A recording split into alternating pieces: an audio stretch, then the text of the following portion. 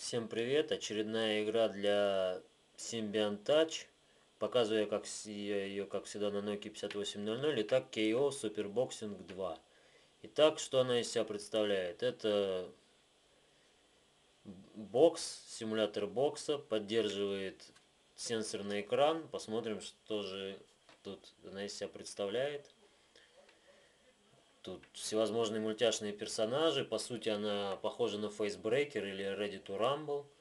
Итак, вот мы видим анимация представления персонажа. Какой-то толстый деревенщина, наверное, из Техаса. И вот ждем, раунд начинается, наш протагонист. И пошли. Видите, если я нажимаю ему в харю, он бьет в харю. Если в пузо, то бьет в пузо. Если можно сделать удар, вот хук, видите, сразу выцеливает, посылает в нокдаун. И завершающий удар. И противник повержен и летит в нокдаун. Вот он восстанавливается. Если же наш персонаж находится в нокдауне, то мы должны вот это нажимать в этот момент на эти цифры. Итак, бой продолжается. Как вы видите, у меня накопилась линейка суперударов. Сейчас я ему покажу суперударами. Видите, половина жизни снялась.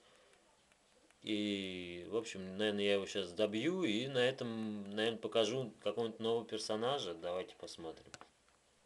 Итак, новый персонаж, испанец. В принципе, игра довольно однообразная. Единственное, что здесь быстрые соперники, есть медленные. Против некоторых приходится использовать тактику, например, бить их только хуком. Есть всевозможные челленджи, например, завершить за первый раунд. И уже на более поздних бойцах, конечно, игра становится сложнее. Уже просто так невозможно лупить в экран куда ни попадя и при этом выигрывать. Ну а пока примерно так и получается. Давайте я покажу еще одного какого-нибудь бойца, чтобы вы имели представление более полное о персонажах в игре. И на этом завершим. Так, очередной персонаж, 15 центов.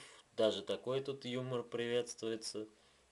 Ну вот, его представление опять анимированное.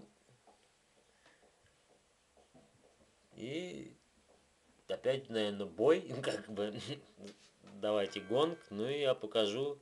Практически по нему очень сложно попасть. Он уворачивается и надо выцеливать уже. Это посложнее. Ну, в общем, вы поняли, что тактику приходится менять. Это делает игру более вариативной, более разнообразной. А так как она поддерживает сенсорный экран и действительно делает это довольно оригинально, то я считаю, что она должна быть в коллекции вашей на Nokia 5800 и ее собратьях по Symbian. Всем пока.